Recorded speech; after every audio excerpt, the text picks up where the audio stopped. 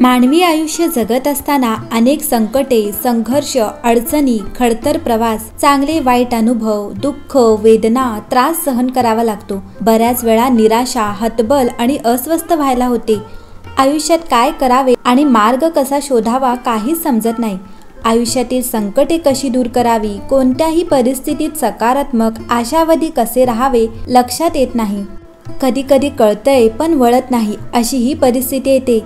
अशा वेळी गरज असते ती मन शांत आणि रागावर नियंत्रण ठेवण्याची, तसेच सारासार परिस्थितीचा विचार करून शांतपणे निर्णय घेण्याची।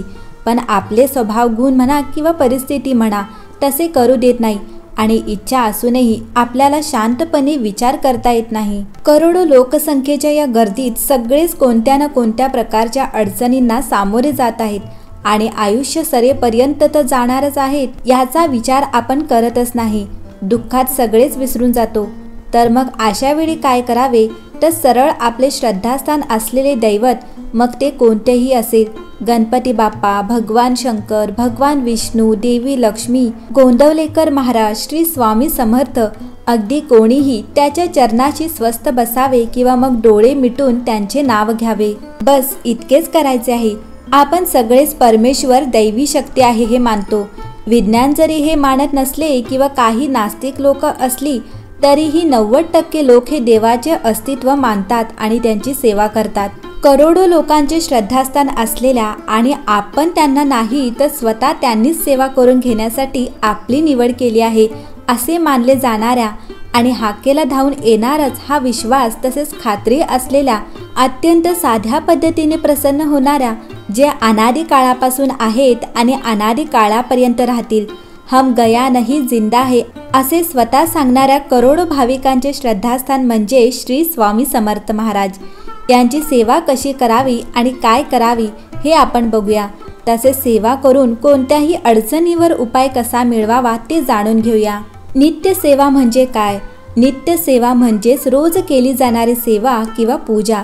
आपल्या प्रत्येकाच्या घरात देवघर असते, त्यासाठी विशिष्ट जागा असते आणि घरातील कर्ता पुरुष रोजच देवाची पूजा करत असतात।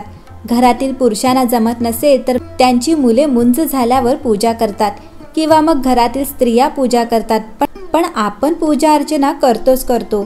तर आपल्याकडे स्वामींची अनेक मंदिरे आहेत, शिवाय स्वामींचे अनेक मठ सुद्धा आहेत। अशा मठात काही सेवेकरी सेवा कशी करायची याचे मार्गदर्शन करतात आणि आयुष्यातील अडचणींवर उपाय पण सांगतात। तर सर्वात आधी शक्य असेल तर अशा एखाद्या मठात जाऊन नक्की दर्शन घ्या। कमीत कमी वेळात शास्त्रशुद्ध पद्धतीने स्वामींची नित्य सेवा कशी करावी आणि अनुभूती कशी घ्यावी ते आता बघूया। आपल्या घरात स्वामींची छानशी मूर्ती किंवा फोटो घेऊन या।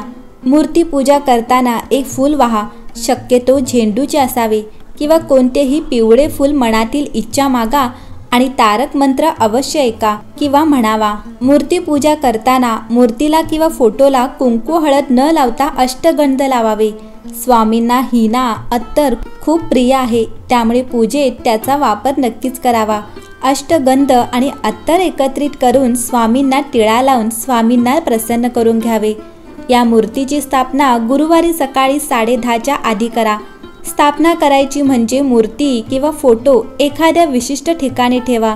नैवेद्य म्हणजे घरात केलेले अन्नपदार्थ किंवा दूध साखर दाखवून आरती म्हणावी। नैवेद्य दाखवताना पाण्याचा भरीव चौकोन करून अनामिकेने म्हणजेच तिसऱ्या बोटाने कुंकवाचे बोट लावून नैवेद्य ठेवावा। नैवेद्य दाखवण्याआधी आणि नैवेद्य दाखवल्यानंतर मुजरा करायला विसरू नये, कारण स्वामींना मुजरा खूप प्रिय आहे। नैवेद्य दाखवल्यानंतरच घरातील इतर मंडळींनी तो ग्रहण करावा। सकाळी आणि सायंकाळी दोन्ही वेळेत नैवेद्य दाखवावा। रात्री जर ताजे जेवण बनवले असेल तर गरम भात करून दूध, साखर, पोहे किंवा दूध भात ठेवावा। नैवेद्य दाखवताना निरांजन तेवत असावे आणि अगरबत्ती लावलेली असावी। रोज 11 माळ श्री स्वामी समर्थ हा जप करावा। जपमाळ नसेल तर 20 मिनिटे हा जप करावा किंवा हेही जमत नसल्यास रोज हिंडत फिरत घरातील कामे करत जप केला तरी चालेल। आपण जप कसा करतो यापेक्षा कोणत्या भावनेने आणि श्रद्धेने करतो ते महत्त्वाचे। स्वामी चरित्र सारामृत हे पुस्तक रोज न चुकता वाचावे। जमत असेल तर कोणतीही एक वेळ ठरवून वाचा किंवा मग जमेल त्यावेळी वाचले तरीही चालेल. स्वामी चरित्र सारामृताचे अखंड पारायण करा. रोज एकदा तरी तारक मंत्र ऐका. आपले स्वामी हे भक्तीचे भुकेले आहेत.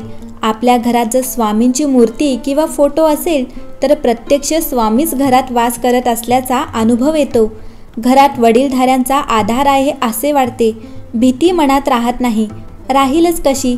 कारण आपल्या स्वामींचे ब्रीदवाक्यच आहे, भिऊ नकोस, मी तुझ्या पाठीशी आहे. मग भीतीला जागाच उरणार नाही ना. स्वामी परम दयाळू आणि कृपाळू आहेत. आपल्या हाकेला ते धावून येतात. अनेकांचे अनुभव आहेत तसे. त्यामुळे स्वामी जवळ जाण्याचा आणि त्यांचा आशीर्वाद मिळविण्याचा सगळ्यात सोपा, साधा, सरळ, महत्त्वाचा आणि उत्तम मार्ग म्हणजे स्वामींचा श्री स्वामी समर्थ हा षडाक्षरी म्हणजे 6 अक्षरी मंत्र जप करणे हा होय. बाकी सेवा जमली नाही तरी चालेल, पण सतत श्री स्वामी समर्थ हा मंत्र जप मात्र अतिशय श्रद्धापूर्वक करणे गरजेचे आहे. यासाठी जपमाळ हातात असायला हवी किंवा तुम्ही मूर्तीसमोर किंवा फोटोसमोर बसून राहणे गरजेचे आहे. असे काहीही नियम अटी नाहीत. अगदी हिंडत फिरत कामे करत तुम्ही हा जप केला तरी चालेल, पण त्यासाठी विश्वास आणि श्रद्धा महत्त्वाची. कारण हा मंत्र म्हणजे पूर्ण परब्रह्म स्वरूप आहे, संजीवनी आहे आयुष्याची. अशी धारणा मनात ठेवून आपण या मंत्राशी एकरूप झालो पाहिजे, गुंतून राहिले पाहिजे. मग आयुष्यातील कोणतीही अडचण राहणार नाही. संकटे सहज पेलण्याची ताकद येईल. आत्मविश्वास वाढेल. भीती नाहीशी होईल. कोणत्याही संकटातून बाहेर पडण्याची शक्ती देईल हा मंत्र. कारण या मंत्रात आहे तेवढी ताकद. फक्त अनुभव घेऊन बघा. जेव्हा कधी तुम्हाला टेन्शन येईल, मानसिकता नीट नसेल, एखादे संकट आले असेल तर डोळे मिटून फक्त मंत्र जप करा किंवा मग तारक मंत्र ऐकला किंवा येत असेल तर म्हणाला तरी आपोआप मार्ग दिसून येईल. इतकी प्रचंड ताकद आहे या मंत्रात.